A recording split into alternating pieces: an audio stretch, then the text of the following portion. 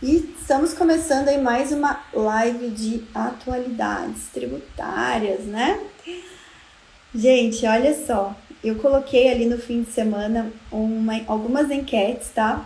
O pessoal apareceu quem respondeu a caixinha de pergunta trouxe alguns temas para a gente abordar, tá? Não são temas da última semana de atualidades, então só para contextualizar vocês, toda segunda-feira às 13 horas eu trago um tema de atualidades tributárias que repercutiu aí na imprensa na nossa semana anterior. Então a gente vai pegar hoje a semana do dia, vamos lá, semana anterior, do dia 19 ao dia 23 de abril, tá?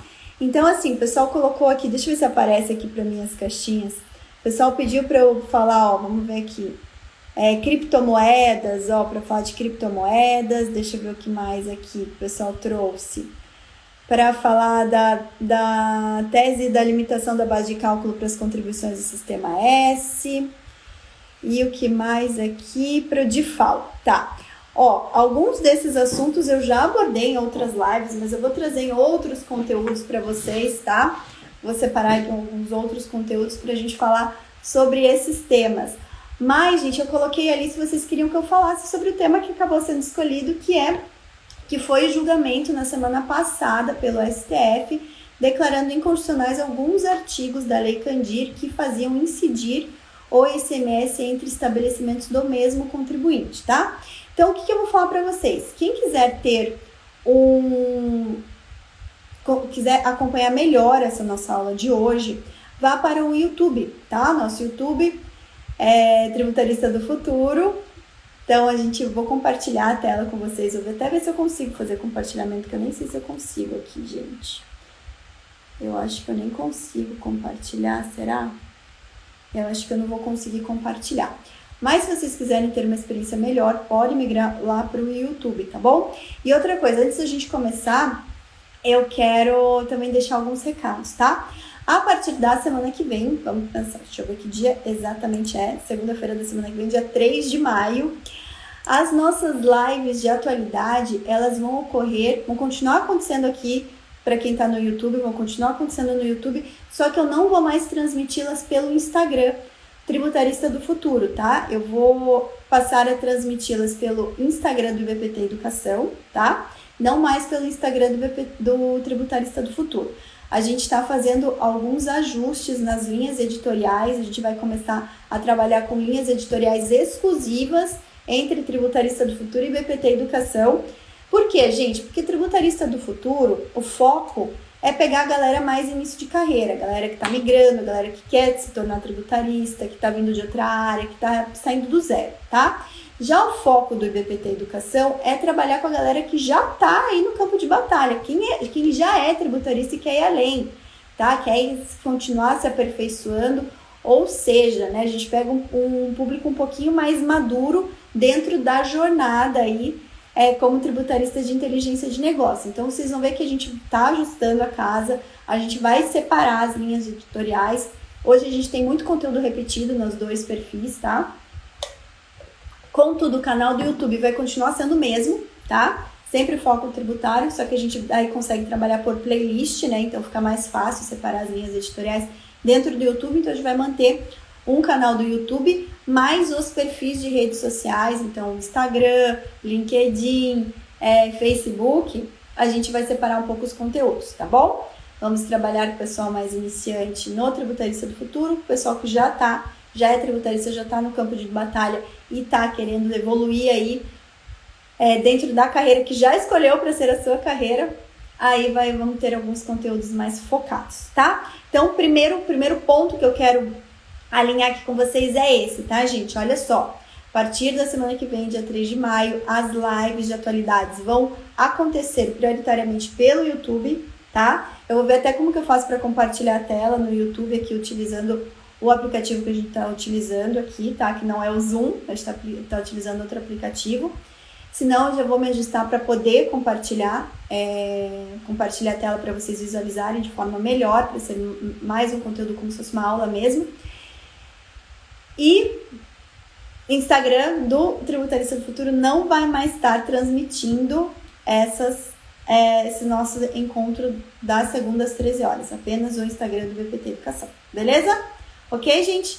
Tudo certo aí com vocês? Todo mundo me acompanhando? Então vamos lá, gente, olha só. Então vamos para a gente contextualizar o nosso tema de hoje e o que eu quero que vocês façam. Quem tá aqui acompanhando no YouTube, não se inscreveu no canal ainda, por favor, se inscreve no canal, ativa as notificações, porque a gente tá, assim, produzindo muito conteúdo bom para vocês, tá? Então, a gente tá tendo conteúdos aí fixos, toda segunda-feira às 13 horas, terça-feira às 13 horas, terça-feira às 20 horas e sexta-feira às 13 horas, tá bom? Então, por enquanto, são os conteúdos fixos. De tempos em tempos, a gente dá uma intensificada e aumenta ainda esses conteúdos de aula, né? São conteúdos mais densos.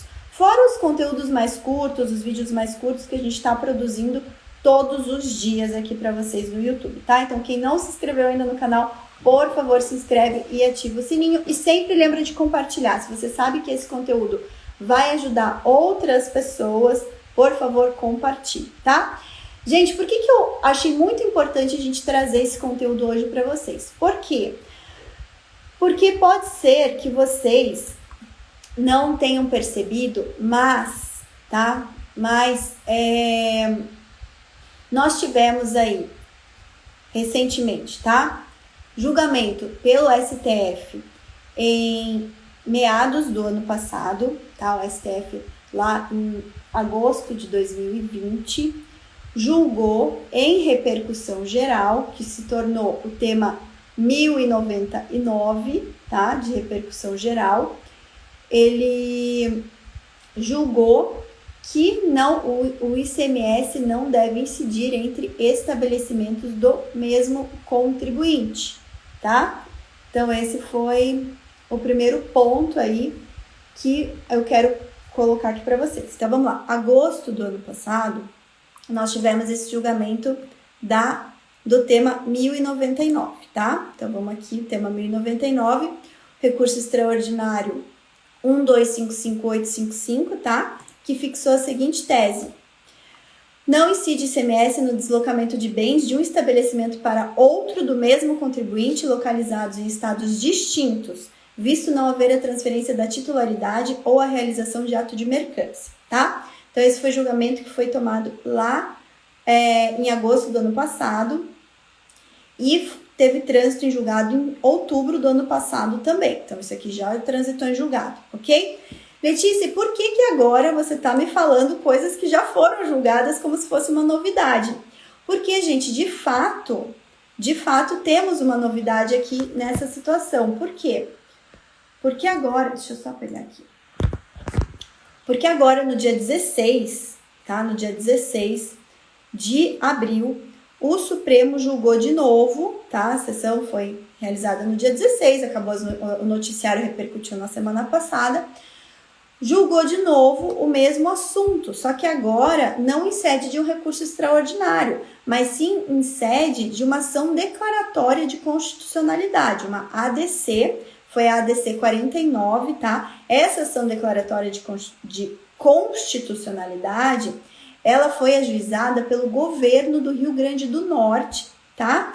E o governo do Rio Grande do Norte queria mudar o entendimento que já era pacífico na jurisprudência, tá? E até mesmo antes do tema 1099, o próprio Superior Tribunal de Justiça, o STJ, já tinha julgado diversas situações e já tinha sumulado por meio da súmula 166, tá? Súmula 166 do STJ, falando a mesma situação, que não incide o ICMS entre estabelecimentos do mesmo contribuinte. Tá? Então, se vocês forem olhar, essa já é uma súmula mais antiga do STJ, tá? Deixa eu ver se eu tenho a súmula aqui para falar para vocês. Ó, fala o seguinte, a súmula 166, tá?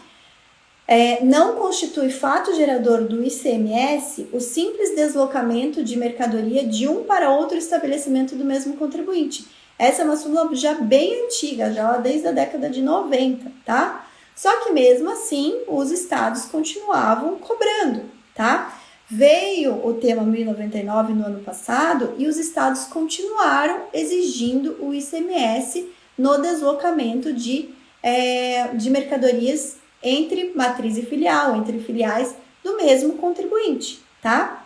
O que aconteceu de lá para cá? Pouquíssimos estados começaram a alterar as suas legislações internas. Contudo, como estava em tramitação a ação declaratória de constitucionalidade número 49, tá, que foi ajuizada pelo governo do Rio Grande do Norte, ainda se tinha uma expectativa de que esse posicionamento pudesse ser alterado pelo STF. Mas, felizmente, o STF, ao analisar essa situação e ao analisar artigos e dispositivos expressos da Lei Complementar 87 de 96, que é a chamada Lei Candir, tá? Chamada Lei Candir, Lei Complementar 87 de 96, declarou expressamente a inconstitucionalidade, tá? A inconstitucionalidade dos artigos da Lei Candir que previam a incidência do ICMS no deslocamento de mercadorias entre estabelecimentos do mesmo contribuinte, tá? Quais foram os artigos da Lei Candir que foram declarados inconstitucionais agora nessa decisão da ADC 49, tá? Cujo julgamento aí foi finalizado no dia 16 de abril e repercutiu na imprensa na semana passada, tá? Primeiro artigo que foi declarado inconstitucional, artigo 11, que fala que define, né, como local da operação para fins de definição do que é estabelecimento responsável pelo recolhimento do tributo, no caso do ICMS, tá? Então, artigo 11, no seu parágrafo 3º, no seu inciso 2º, que falava, que atribuía, né, que considerava como autônomo para fins de exigência do ICMS cada estabelecimento do mesmo titular. Então, o primeiro dispositivo declarado inconstitucional pelo STF foi o artigo 11, parágrafo 3º, inciso 2, tá? Da Lei Candir, Lei Complementar 87 de 96, ok? Então, esse aqui é o primeiro ponto aí que foi declarado inconstitucional pelo STF, tá? Segundo dispositivo declarado inconstitucional pelo STF, o artigo 12, que fala: considera-se ocorrido fato gerador do imposto no momento, inciso 1, da saída de mercadoria de estabelecimento de contribuinte, ainda que para outro estabelecimento do mesmo titular. Então, a Lei Candir fazia incidir, considerava ocorrido fato gerador na saída da mercadoria de um estabelecimento para outro estabelecimento do mesmo contribuinte, tá? Que se tornou, por conta do julgamento do STF no tema 1099, inconstitucional, tá? E, por fim, o artigo 13, que fala que define base de cálculo do ICMS. O artigo 13, no seu parágrafo 4º, tá? Fala o seguinte: na saída de mercadoria para estabelecimento localizado em outro estado pertencente ao mesmo titular, a base de cálculo do imposto tá? Então, falava expressamente de como se forma a base de cálculo, que é o critério quantitativo da regra matriz de incidência tributária do ICMS, no caso aqui, entre estabelecimentos pertencentes ao mesmo titular. Esses 3 dispositivos, tá? Então, vou repetir para vocês guardarem aí, esses 3 dispositivos. Artigo 11, parágrafo 3º, inciso 2, artigo 12, artigo 12, inciso 1º e artigo 13, parágrafo 4º, foram declarados inconstitucionais pelo STF, tá? No julgamento da ação direta de constitucionalidade número 49, cujo julgamento finalizou-se no dia 16 de abril, tendo repercutido na imprensa na semana do dia 19 de abril de 2021, tá? Então, gente, na verdade, o STF, ele apenas confirmou o entendimento que ele já tinha julgado, já tinha expressado lá em agosto de 2020, quando julgou o tema, né, julgou o recurso extraordinário que deu recurso extraordinário. Na verdade, foi um agravo no recurso extraordinário número 1255855, tá? Fixando a tese do tema 1099, tá? Tema 1099 é incidência do ICMS sobre deslocamento de mercadorias de um estabelecimento para outro do mesmo contribuinte localizado em estados distintos, tá?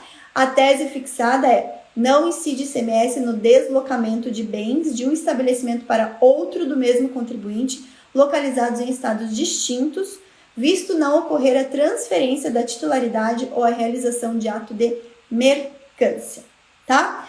Então, na verdade, agora a gente tem expressamente declarada a inconstitucionalidade de artigos da Lei Candir, uma vez que esses artigos da Lei Candir passam a ser oficialmente declarados inconstitucionais, obrigatoriamente os estados, tá, que regulamentaram nas suas legislações internas a incidência do ICMS, tá, do ICMS entre estabelecimentos do mesmo contribuinte com base nesses artigos da Lei Candir, também passam a ter as suas legislações internas declaradas inconstitucionais, obrigando esses estados a fazerem o quê? Uma revisão das suas legislações e ajustarem ao último entendimento do STF, entendimento esse lá do tema 1099, que já temos a tese, não mais passível de reforma, porque já transitou em julgado,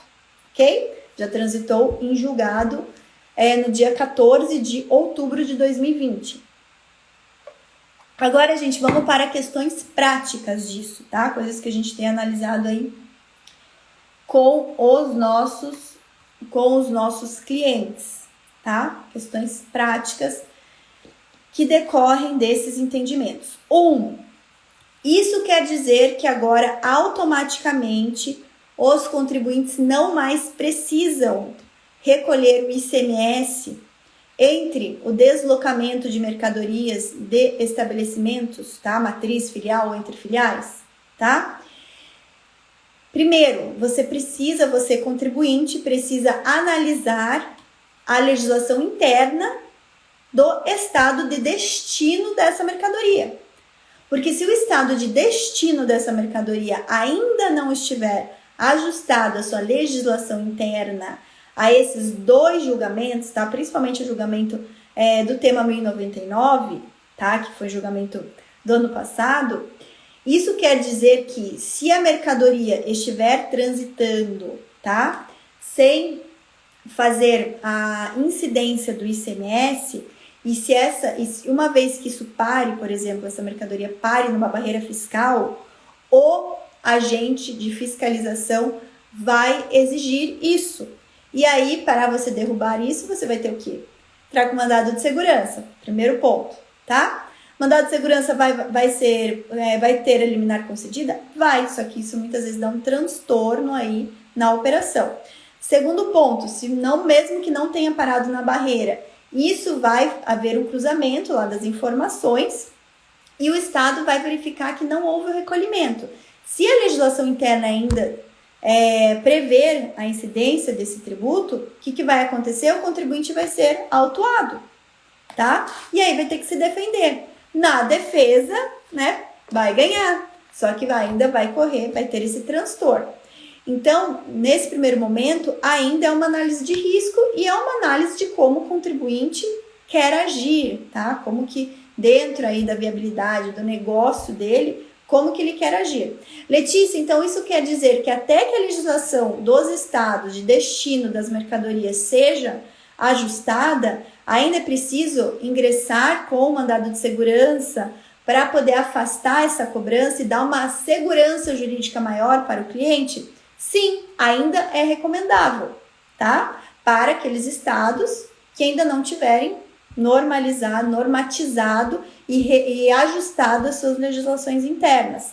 Um mandado de segurança desse, gente, vai ter uma liminar fácil, uma liminar muito tranquila e vai dar uma segurança jurídica maior pro contribuinte, tá? No caso, pro nosso cliente, tá? Segundo ponto, então esse é o primeiro ponto. Então tem que analisar legislação do estado de destino da mercadoria para ver se já foi ajustado. Se não foi ajustada, o mais recomendável é, ainda assim, ajuizar mandado de segurança, tá? Se já foi ajustada, tranquilo, não vai ser necessário ajuizamento de mandado de segurança e a mercadoria vai poder ser remetida tranquilamente, sem destaque, sem se fazer incidir o ICMS, ok?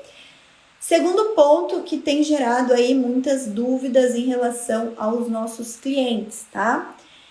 Letícia, esses entendimentos, então, a tese do tema 1099, lá já a súmula do STJ, que já vem desde a década de 90, e agora esse entendimento mais recente do STF, declarando inconstitucionais esses 3 artigos, esses 3 dispositivos da Lei Candir, me permitem que eu constitua filiais, tá? Em outras unidades da federação, tá? Mesmo que essas filiais não tenham um espaço físico apropriado para o armazenamento de mercadorias, e que eu faça simplesmente a remessa da mercadoria do meu, por exemplo, estabelecimento matriz, diretamente para o meu cliente final, apenas com uma troca de notas no meio da cadeia, troca de notas com a minha filial, ou seja,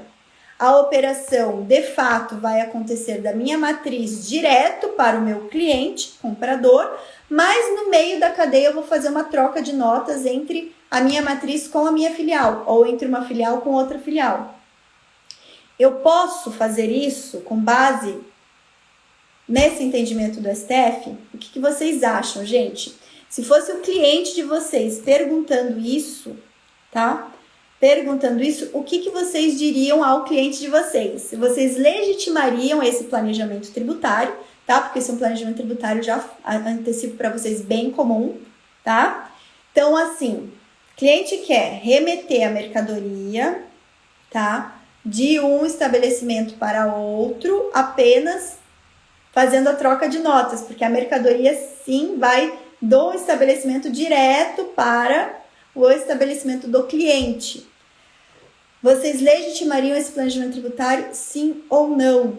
Tá? Quero que vocês parem para pensar aí. E o que vocês diriam para o cliente de vocês? Se vocês legitimariam essa operação ou não, tá bom? Vou dar um tempinho aí para vocês refletirem e colocarem aí algum palpite. O que vocês falariam? Não, tranquilo, agora o STF já entendeu que não incide ICMS entre estabelecimentos do mesmo contribuinte, então tranquilo, se tua mercadoria vai transitar fisicamente pelo teu estabelecimento, pela tua filial ou não, isso não importa. O que importa é que está havendo uma operação entre matriz e filial, ou entre duas filiais, né, do mesmo contribuinte aí, em unidades da federação distintas, tá? O que vocês diriam para o cliente? Quero saber, gente. Algum palpite aí? Quero saber o que vocês diriam. Vou dar aí um tempinho para vocês pensarem. Ninguém com palpite, gente? Olha só, ninguém com palpite aí? Eu sei que estou dando um tempinho rápido, né, para vocês analisarem, mas eu quero saber se alguém tem algum palpite. Vamos lá. Algum palpite? Sim ou não? Sim ou não? Nada, gente? Poxa, nem um palpitezinho aí? Ninguém com palpite? Então, vamos lá. Então, pessoal, vamos analisar o que o Supremo julgou, né? Acho que o primeiro passo é a gente analisar o que ele definiu, tá? Então, vamos lá, vamos reler a tese fixada no tema 1099, tá? Primeiro momento, tá? Vamos rever o que diz. Não incide ICMS no deslocamento de bens de um estabelecimento para outro do mesmo contribuinte localizado em estados distintos, tá? Não incide ICMS no deslocamento de bens, tá? Então, primeiro ponto, a tese fixada fala que o requisito para que não incida o ICMS é que haja o deslocamento de bens de um estabelecimento para outro do mesmo contribuinte, desde que localizados em estados distintos, tá? Então,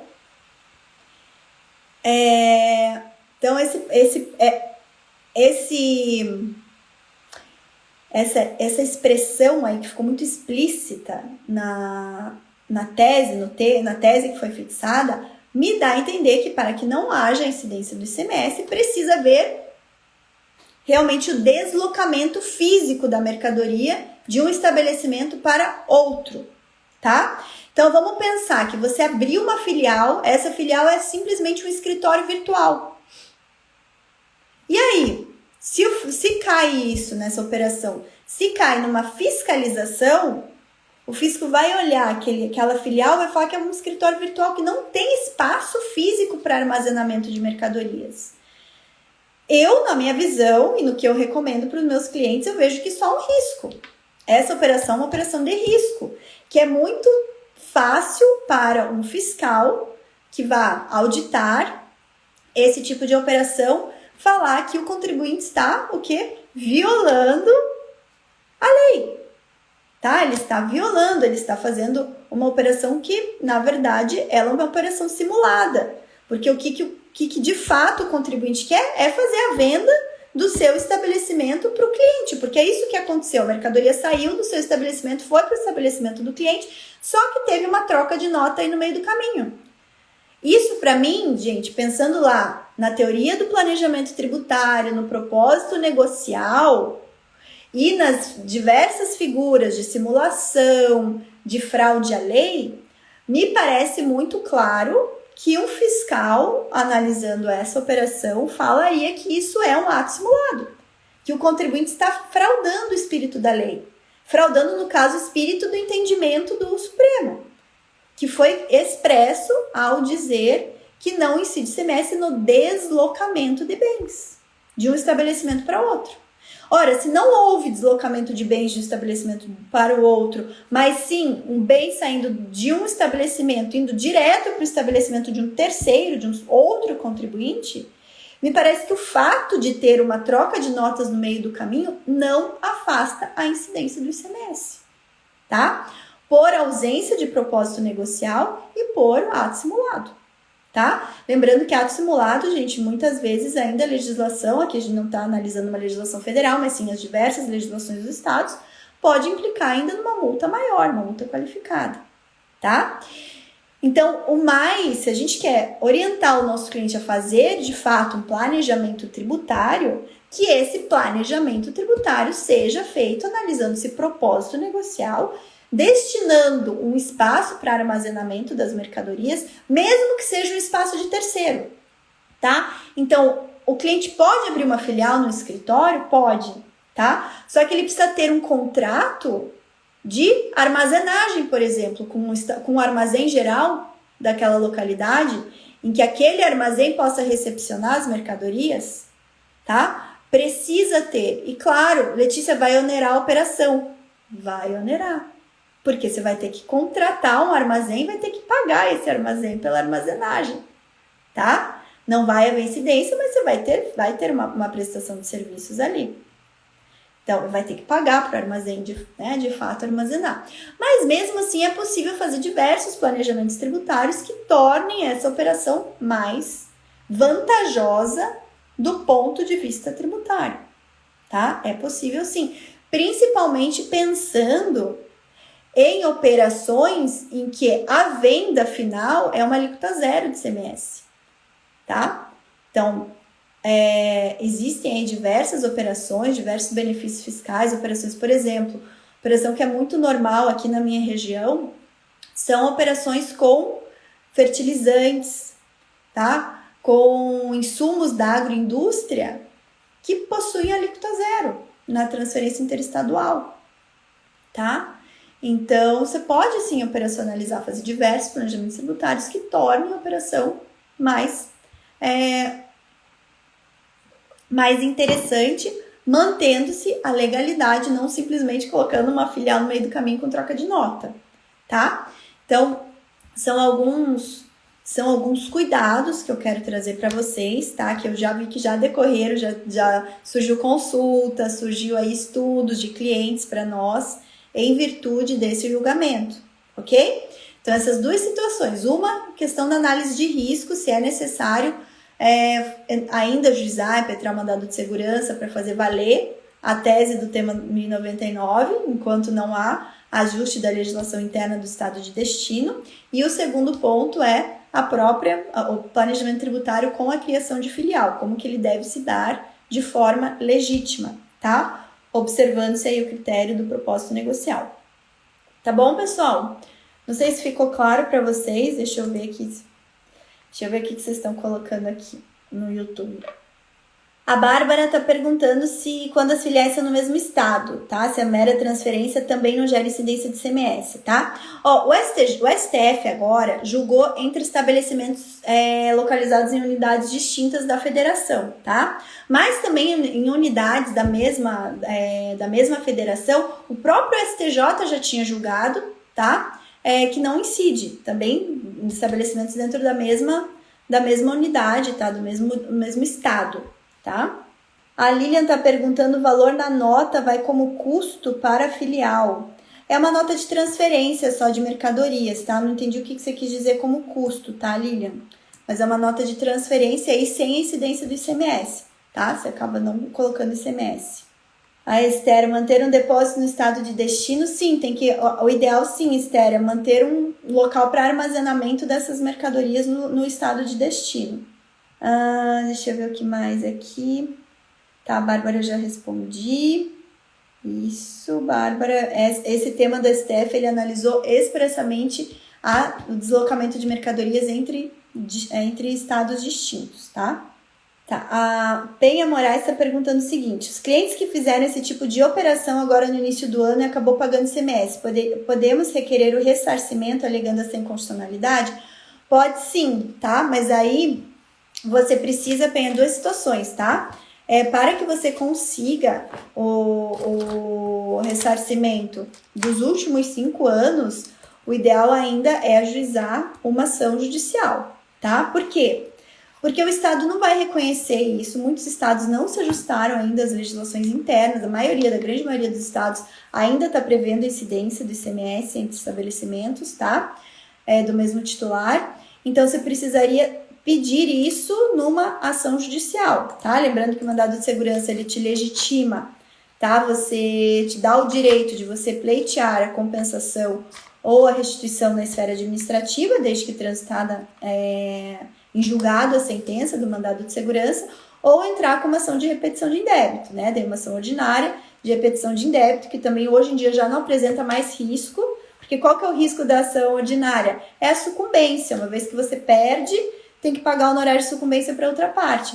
Mas como já é um tema totalmente pacificado, você poderia pedir isso numa ação de repetição de indébito, tá? Numa ação ordinária de repetição de indébito, já pedindo aí para o Estado restituir, tá? Então, isso acaba virando um tema, assim, passível de recuperação de tributos aí dos últimos 5 anos, ok? Aí, gente, a única coisa que a gente tem que pensar no caso da repetição é o artigo 166 do CTN, tá? Artigo 166 do CTN obriga que quando você vai pedir a restituição, você comprove que você arcou com o ônus econômico do tributo, tá? Como a gente está falando entre estabelecimentos do mesmo contribuinte, é mais fácil, nesse caso, você comprovar que você não repassou o custo, tá? Do tributo. Mas sempre tem que analisar essa situação do artigo 166 do CTN, tá? Deixa eu ver o que o pessoal tá colocando no Insta. A Lu tá comentando aqui no Insta que deveria ter espaço para armazenamento. O William tá falando que a armazenagem antes de destinar ao comprador final vira só burocracia. Muitas vezes sim, muitas vezes faz parte do próprio propósito negocial do cliente, tá, William? Isso aí depende muito de caso a caso. Porque, gente, vamos pensar, tá? Vamos pensar. O Brasil é muito grande, né? Vamos pensar que uma mercadoria ela esteja circulando porque ela foi importada. Vamos pensar que foi importada aqui do Porto de São Francisco do Sul, com destino lá ao norte do país. Imagina o custo logístico de transportar essa mercadoria. Nem sempre a filial que vai receber a mercadoria já tem um contrato de venda dessa mercadoria, tá? Então, às vezes é necessário, até pelo tempo de deslocamento, e um tempo de deslocamento desse, gente, dura dias, tá? Muitos dias aí. Então, às vezes é necessário ter um local de armazenamento para viabilizar as operações mesmo de venda das mercadorias, tá? Pensando aí que a gente está falando de qualquer tipo de circulação de mercadoria, né? Pensando no Brasil, que é um país gigantesco. Então, nem sempre é só burocracia. Às vezes faz sentido, sim, dentro da cadeia logística, né? Estou pensando aí no todo o transporte modal que hoje, né, impera no nosso país, é o transporte rodoviário.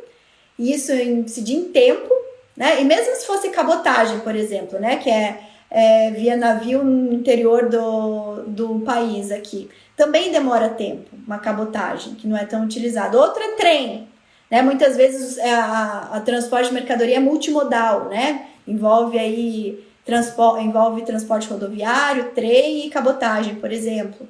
Então, isso tudo demora dias. Às vezes você precisa, sim, ter um armazenamento local para poder viabilizar as vendas no tempo do cliente, que o cliente precisa recepcionar essa mercadoria. Às vezes o cliente não tem uma semana, 15 dias para receber a mercadoria, ele precisa para ontem. Então você precisa ter, sim, estoque local, tá? Então são diversas situações, daí não dá para a gente falar, não dá para a gente generalizar de que vai ser burocracia. Muitas vezes não é burocracia porque a gente está falando do Brasil, é um país muito grande, tá? A Amanda, aqui no Insta, está fazendo uma consideração bem interessante, tá? Se teve crédito na filial, não caberia. Gente, quando a gente fala apuração de débito e crédito, sim, a gente tem que analisar isso no próprio planejamento tributário, tá? Nem sempre vai ser interessante a gente aplicar esse entendimento. Então, isso vai ser muito vantajoso nas operações em que não há incidência do ICMS em toda a cadeia. Tá? Que daí você só fazia incidir no meio da operação e depois ela era alíquota zero na saída, ou tinha uma isenção na saída. Às vezes vale mais a pena você fazer incidir por conta do teu débito crédito, tá? Se a filial tomou crédito, o custo dela, ela acaba neutralizando esse custo do ICMS, tá? Então, às vezes nem vale a pena pedir o ressarcimento. Então, realmente, Amanda, você trouxe um ponto importante para levantar aqui. A gente tem que analisar caso a caso quando vai valer a pena pedir o ressarcimento, porque às vezes a própria operação ela é toda tributada, então você faz a tributação, o ICMS é um tributo não cumulativo, então você tem débito e crédito, neutraliza o ICMS, nem sempre vai valer a pena. Quando vai valer a pena? Quando você tem aí lá na ponta uma saída desonerada, daí você só teve custo mesmo do ICMS no meio da cadeia, tá? Então basicamente nessas situações de saída desonerada para o cliente, com o custo de ICMS no meio da cadeia, é que vale a pena pedir a restituição, ressarcimento, compensação, enfim, o que for, tá? A Lívia está comentando assim, que não necessariamente precisa depósito. Se tiver um local, se a gente estiver falando de poucas mercadorias que caibam, que possam ser armazenadas numa sala, por exemplo, tranquilo, Lívia. Tá? Tranquilo. Isso tudo depende da quantidade que a gente está falando aí de mercadoria. Se puder armazenar numa sala, num depósito menor, tranquilo, tá? Só tem que ter espaço para... O ponto que eu quero focar aí é que tem que haver o deslocamento da mercadoria para a filial, tá? Tem que haver esse deslocamento físico, beleza? Aí a gente vai ter que tratar caso a caso qual que é o volume de mercadoria que a gente está tratando, beleza? A Ludmilla está comentando que local de armazenamento é importante para quem está na Zona Franca, porque a logística é bem difícil para lá. Exatamente, Lud, a logística para a Zona Franca, para o norte do país, de uma forma geral, é bem difícil.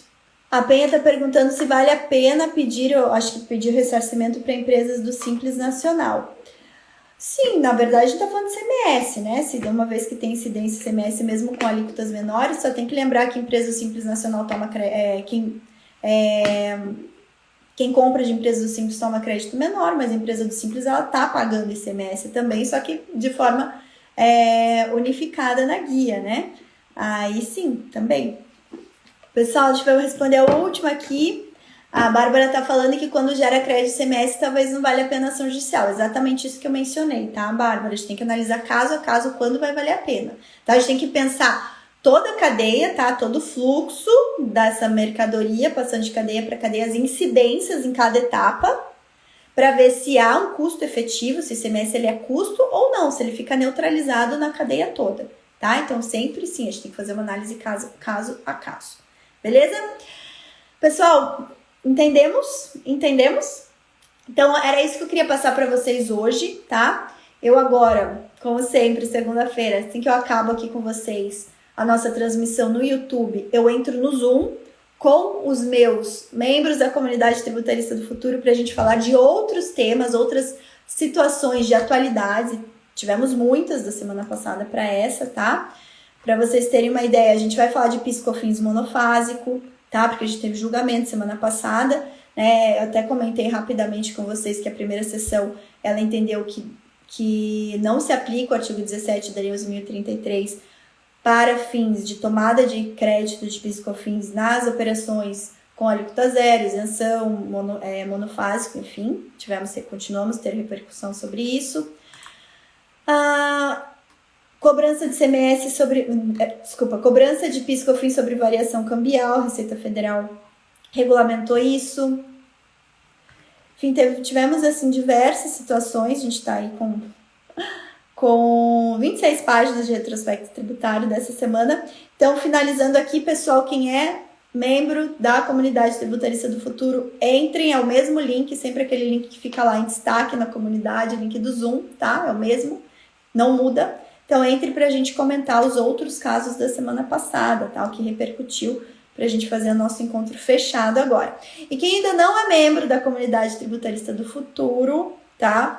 A gente vai lançar na sexta-feira, hoje, calma aí, gente, espera aí, hoje é segunda, hoje, a gente está abrindo uma condição especial, tá? Para vocês ingressarem como membro, tá? Com uma condição especial de R$ 99,70 mensais para vocês usufruírem de tudo que tem para usufruir na comunidade, tá? Mas só vale para hoje, agora, às 14 horas, quem tá lá nos nossos grupos VIP, tá? Quem é grupo VIP, quem é aluno, vai receber essa oferta. Os alunos já receberam, alunos que não estão na comunidade ainda, e quem tá no nosso grupo VIP, todos os grupos VIPs de WhatsApp também vai receber essa oferta hoje, mas só para as próximas 24 horas. Então, começa agora às 14 horas e vai até às 14 horas de amanhã, tá? Então, aproveitem, se vocês estão lá no grupo VIP, vão receber oferta lá. Se vocês não estão no grupo VIP e querem usufruir dessa oferta, me manda um direct, tá? Me manda um direct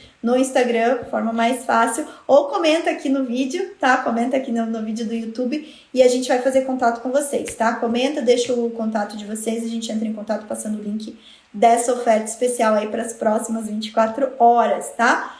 Lembrando que lá a nossa comunidade, ela vale aí para auxiliar todos os tributaristas que já estão no campo de batalha, além das nossas aulas fechadas segunda e terça-feira às 20 horas, nós temos aí o acompanhamento de vocês, respondendo dúvidas que vocês têm em relação a cases de clientes, a prospecção, enfim, gente, fora que estamos aí em 82 tributaristas auxiliando um, auxiliando o outro, tá? Então, o que a gente quer fazer é aumentar essa nossa comunidade de tributaristas aí. Claro que o foco é sempre a gente trazer oportunidades de vocês aliarem tributação e inteligência de negócios, tá? Mas a gente auxilia vocês aí durante toda a jornada. Pré-requisito, vocês já terem ingressado, estarem na área, tá bom? Esse é o pré-requisito para entrar na nossa comunidade tributarista do futuro, beleza?